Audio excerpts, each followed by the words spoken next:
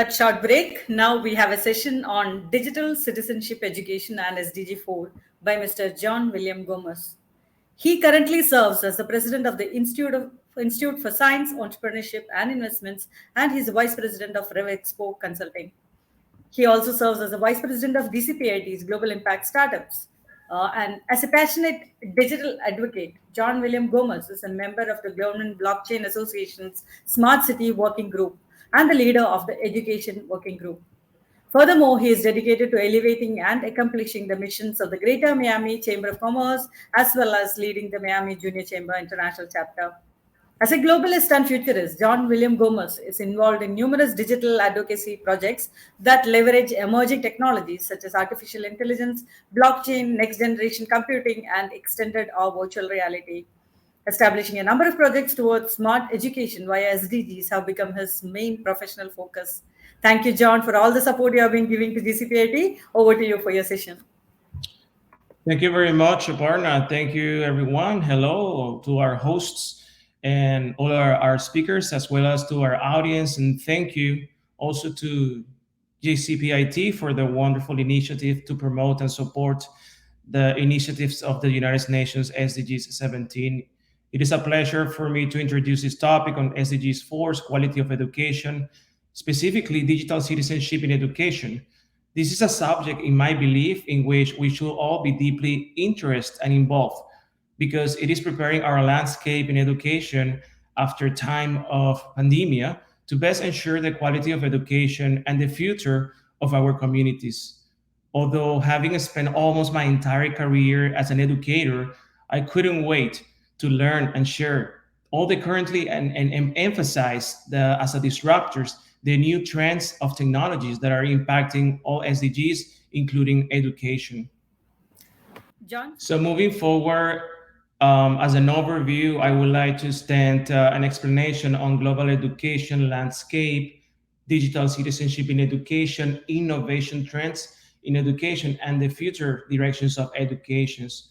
Moving along within the Sustainable Development Goals, education relates to two standalone goals: narrow in scope, addressing gender equality, and participation in primary education. Conversely, I believe education is a cornerstone of the post-COVID agenda as a goal in itself, as well as a catalyst for broader change. The new global agenda recognizes critical role of education for sustainable development and the exchange between education and transformative technology. The global education learning landscape, in my professional opinion, allow us to understand and comprehend innovation as a main domain for education in times of pandemia, providing us with a common dictional structure and technological language for identifying, tracking, and making sense of the volume and complexity of innovation impacting education globally.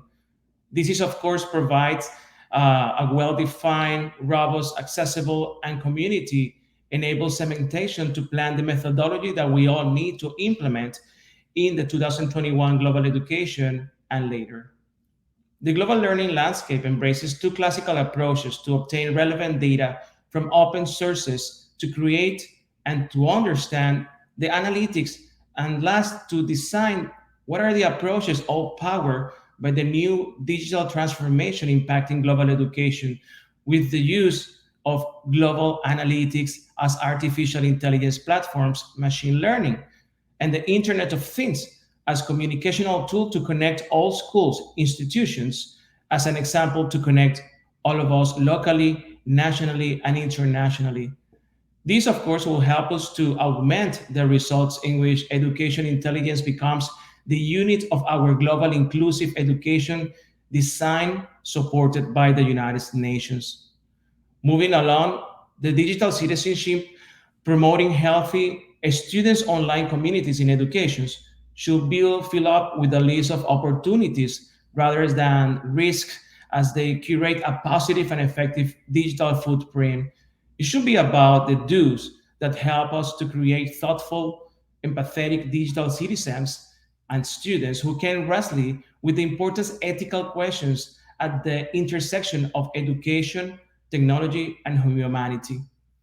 Some of those include using technology to make our schools community better. Also, engaging respectfully online among students and teachers who have different beliefs, using technology to make our students be heard by public leaders and shape public educational policy. Also, determining the quality of logic when interacting with online educational sources of information. It is recommended that the digital citizenship goes beyond conversations about personal responsibilities. As far as future directions for educational, I believe those are centered in a world where students live in an ecosystem where digital resources are everywhere, which is why the importance of including technology in education, which extend to all aspects in some. And just to mention a few, for instance, we have the digital access, the digital etiquette, the digital commerce, the digital rights and responsibilities, the digital literacy, the digital law, the digital communication, the digital health and wellness, and digital security, all centered in the quality of education. For global market, when we look at the global market, first of all, I would like to emphasize that the academic activities and the administration processes are carried online for the most parts after pandemic. The global education market is gaining traction due to the availability of cloud-based solutions, need of automated management to carry out internal educational processes in academical institutions to enhance performance of administrative modules. In fact, this growth will increase the need to managing academic processes and rising students' enrollment in their higher education sector. This digital citizenship. First of all, I would like to show you a few pillars for what I believe are the digital citizenship roles in quality of education. Um, the pandemic emphasizes the need for digital literacy, which is why I want to focus on it, and specifically in education and to develop digital skills. The calling is on academic researchers, educators, and others to join the efforts for digital intelligence. This will support the need to plan and design what it takes to build a digital skills coming from students in their ecosystem, including primarily K-12 students, teachers, and parents. With digital skills within the next 5 years, that should be our goal. The collaborations will help us to achieve the build of a global network to develop, implement digital skills education and training, to develop a certification system to evaluate those digital skills programs, as well as to support the ongoing improvement of educational standards and evaluation of educational programs. I would like to also share some of the facts and stats that currently are impacting our quality of education. For instance, as you can see in the infographics, the COVID-19 staggering impact on global education between the month of February and March. This figure refers to learners enrolled at the pre-primary, primary, and lower secondary and upper secondary levels of education, as well as the tertiary education levels, sourced by UNESCO. The SDG4's outcome and targets: quality primary, secondary education for all, early education and pre-primary education, equal access to TVET and higher education, relevant skills for work, gender equality and equal access for all, youth and adult literacy, and global citizenship and education for sustainability. I would like to share in these infographics what the UNESCO, UNICEF, and the World Bank report for students and teachers. Specifically, I would like to speak to you about the targets and the indicators. Targets, or a few of those targets for students, are the enrollment is back to pre-COVID levels. As you can see, the indicators are showing the different rates and the different levels of schools when they return to pre-COVID level, distributed by gender. Also, the data sources comes from the SDG 4.4 and the Survey of Monetary Impact and Main Education Data Aggregates. Another target for students are that all schools provide comprehensive services to recover learning losses and to promote well-being. The indicator shows that there is a proportion of schools providing services to meet children's health and psychosocial needs by the level of education. Other targets indicate that all schools provide remedial education, that all schools incorporate social emotional learning into their teaching, and that all schools incorporate digital technology to improve functional literacy and numeracy skills. As far as for the teachers, our targets are three. Teachers are prioritized for vaccination. All teachers receive training or other support, incorporate remedial educational approaches and social emotional learning into their pedagogy. All teachers receive training or other supports to deliver remote instruction. When we speak about investment in educational and technology, the investment capital raised by the US top companies in these infographics shows the increase since 2017 to 2021, 5.5 billions projects full year total. When we think about the impact of pandemic and education in other SDGs, I would like to mention these three: poverty, hunger, and health. I do believe that promoting SDG4's education, we are helping in general all SDGs, of course, for their success. Other COVID-19 implications, the GDP per capita. The world faces the worst economic recession, and I do believe we all know this by now, since the Great Depression. The GDP per capita is expected to decline by 4.2% in 2020. So I do believe, once again, that if we promote and support education to impact all SDGs, we can definitely change these numbers. When we talk about the different SDGs and their impact after pandemia, I would like to make a little reflection in SDG4, especially because I do believe the education of our kids is very important. 9% of children in grades 1 to 8 fell below minimum reading proficiency levels in 2020. So how do we change this? Let's talk about innovation trends in education. We can offer online learning. We can offer hybrid learning. We can offer self-paced learning.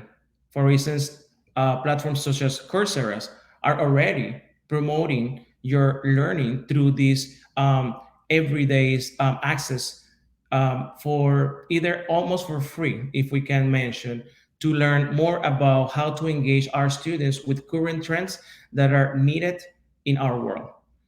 We can also offer skills-based learning, augmented learning, or inclusive learning.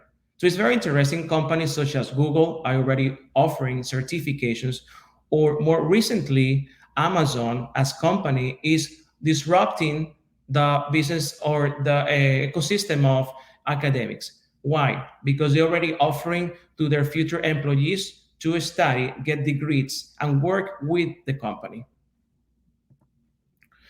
Some of these technologies are the 3D printed wearables, electronic devices. Wearable technology, such as smart clothing, it is an important category of the Internet of Things for life-changing implications and applications in medicine and education. As an example, students with disability will increase their learning opportunities with visions, access, hearing access, including those with physical impairments. Another electronic devices designed as a cognition brain monitoring headset enables students with communicational disability to communicate. Robotics, artificial intelligence. Nowadays and in the future, hybrid classrooms will allow teachers to use robots to assist their students in their everyday activities. Another electronic device that is going to help teachers, you can see it in the picture. Teachers will be able to communicate with students in a sense of a work together in different environments at the same time. This will improve the teaching and the learning experience, mental and physical enhancements as well. The holograms. Microsoft is working towards the hologram technology, which will certainly exponentially enhance the experience of students in their learning process in the classroom. As an example, these holograms will allow students to interact with graphics or other types of interactive and type of tools that were never available before in the same physical space.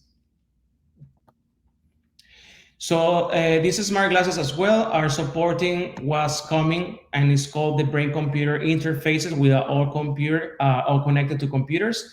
And this will allow the communication between teachers and students to be more effective and to be also, let's say, of a bigger impact in how they understand the new materials that are to disrupt the future of work.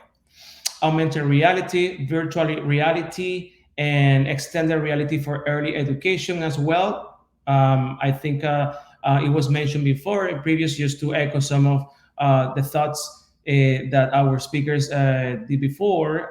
Facebook is promoting the smart glasses, and this along with what's called the metaverse. The metaverse, which is the future of internet, and is to become a tool to increase engagement in the classroom, interacting with technologies in virtual spaces with content previously unavailable. What are the future directions for our education?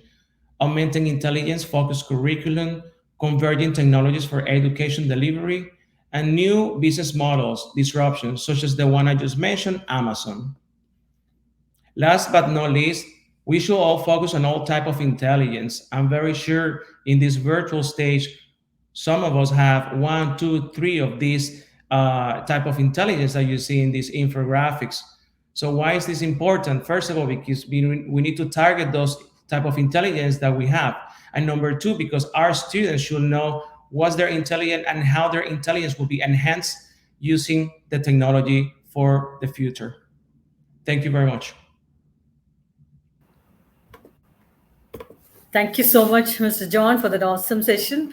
It is really inspiring to see all the amazing activities you are doing to make the world a better place, that too at such a young age. Thank you so much for joining us and for all the support you have been giving to GCPIT. Keep inspiring. Thank you.